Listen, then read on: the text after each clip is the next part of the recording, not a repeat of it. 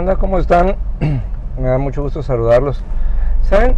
Sigo meditando acerca de esto de las herencias, porque fíjense nada más que es que son cosas que son increíbles, o sea, son cosas que hay veces que no entendemos, y la verdad es que esto es algo que nos debería de preocupar mucho en términos de todo lo que hacemos con nuestra oración, porque les digo siempre, lamentablemente solamente oramos en primera persona, todo es para conmigo, todo soy yo, todo tiene que beneficiarme a mí, pero a mí me puede encantar cuando Dios le dice a Salomón: por amor a mi siervo David. ¡Wow! ¡Qué herencia!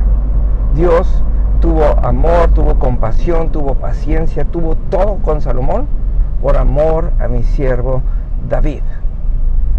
Y al pueblo de Israel le decía: yo soy el Dios de Abraham, de Isaac y de Jacob, porque a ellos los amó, y las bendiciones del pueblo israelí se siguen cumpliendo el día de hoy.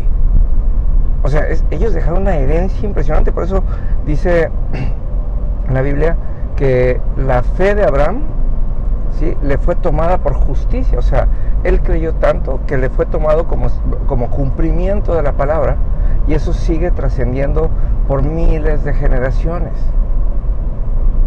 Entonces, lo que nosotros tenemos que entender es que las cosas que nosotros logramos en el Espíritu tienen una trascendencia, y las cosas que nosotros fallamos en la tierra tienen una trascendencia. Entonces, el pueblo de Israel, ahora sí que no es ninguna novedad que en 1948, después de casi 2000 años, le hayan regresado el territorio de Israel. ¿Cómo no? Si Dios les dijo que se las iba a dar por perpetuidad. Ahora lo único que pasó 2000 años después es que el mundo reconoció que esa tierra siempre le perteneció al pueblo judío, y no fue por un holocausto, fue por una promesa de Dios. Y esa es la diferencia. Tenemos que entender que no es que porque las cosas se vayan dando son de Dios. Tenemos que entender que hay cosas que suceden porque Dios así las prometió, y que van a tener un cumplimiento, y que tenemos que aprender a aferrarnos a ellas. Y también la palabra dice que todo lo que hagamos bien trascenderá.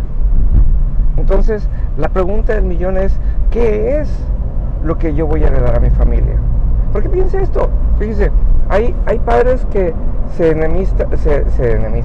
enojan con sus hijos, ¿sí? Y entonces rompen una relación con ellos.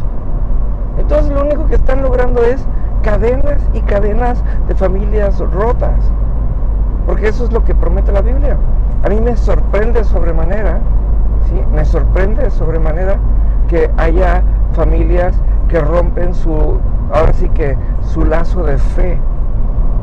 La mayoría de las personas que conozco somos creyentes de primera generación, cuando deberíamos de estar creyendo por generaciones. Yo tengo amigos que amo muchísimo, que solamente me sorprendo de cómo crecen en todos los sentidos de su vida por el puro hecho de que son tercera y cuarta generación, quinta generación en el Evangelio.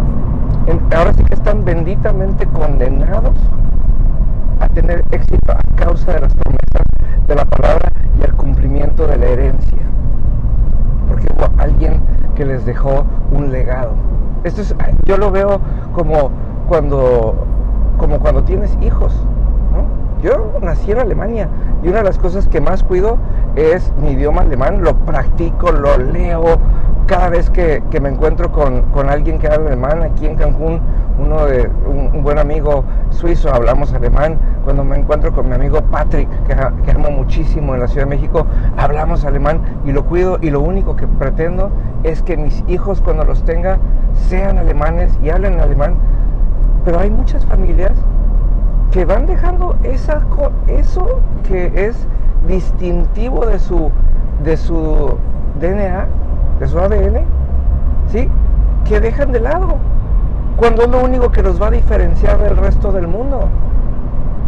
La fe es lo único que va a diferenciar a nuestros hijos, a sus hijos y a sus hijos y a sus hijos del resto del mundo, porque es lo único que les va a dar el éxito garantizado.